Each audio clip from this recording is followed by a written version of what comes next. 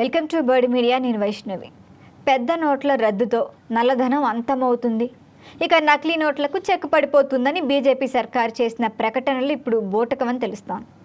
దేశంలో నకిలీ నోట్ల చలామణి పెరిగిందని రిజర్వ్ బ్యాంక్ ఆఫ్ ఇండియానే ఆర్బీఐ తాజా నివేదిక వెల్లడించింది. అంటే బ్యాంకింగ్ వ్యవస్థలో నకిలీ కరెన్సీ నోట్ల గుర్తింపు 2025-26 సంవత్సరానికి చూస్తే 5.7% పెరిగిందని చెప్తోంది.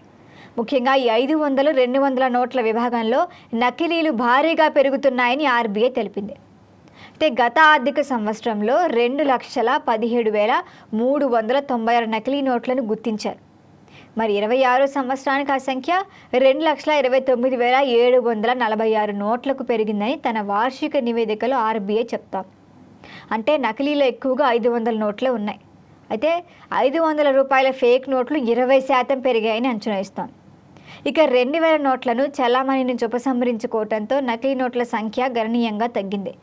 గత ఏడాది 3,500 నకిలీ నోట్లను గుర్తించగా అది 2025-26లో 824 నోట్లనే గుర్తించారు. అంటే గుర్తించిన మొత్తం నకిలీ నోట్లలో 97.6% ఉంది. మరి ఇతర బ్యాంకుల్లోనే గుర్తించారు అవి. కానీ ఆర్బీఐ కేవలం 2.4% ఈ నోట్లు మాత్రమే గుర్తించింది. ఈ గణాంకాలలో చూస్తే పోలీసులు, ఇతర ఎన్ఫోర్స్మెంట్ ఏజెన్సీలు స్వాధీనం చేసుకున్న నకిలీ నోట్లను అసలు చేర్చలేదు. ఒకవేళ అవి చేస్తే ఈ నెంబర్ ఇంకా పెరిగే ఛాన్స్ ఉంటుంది. మరి 2026 ఆర్థిక సంవత్సరంలో చలామణిలో ఉన్న 500 డీనామినేషన్ నోట్ల పరిణామం అయితే సుమారు 11% పెరిగింది.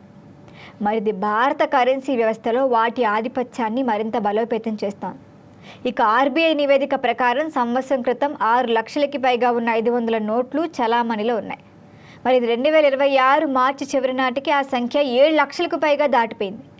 మరి విలువ పరంగా కూడా ఇది 2025 ఆర్థిక సంవత్సరంలో పోల్చితే 26 ఆర్థిక సంవత్సరంలో 35 లక్షల కోట్లకు పైమాటే పెరిగింది.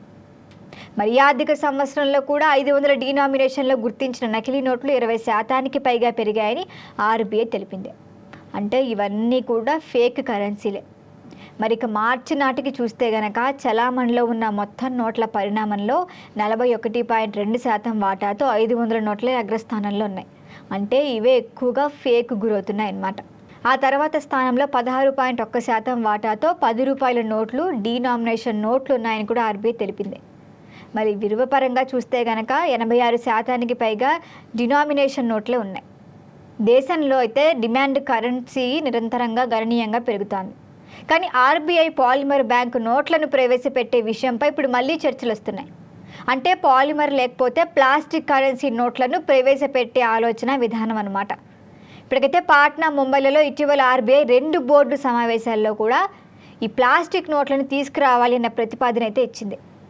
సంప్రదాయ కాగితపు నోట్ల కంటే కూడా ఈ పాలిమర్ నోట్లు లేకపోతే ఈ ప్లాస్టిక్ నోట్లే ఎక్కువ కాలం మన్నుతాయి, ఇవి చిరుగుతాయన్న ప్రాబ్లం కూడా ఉంది.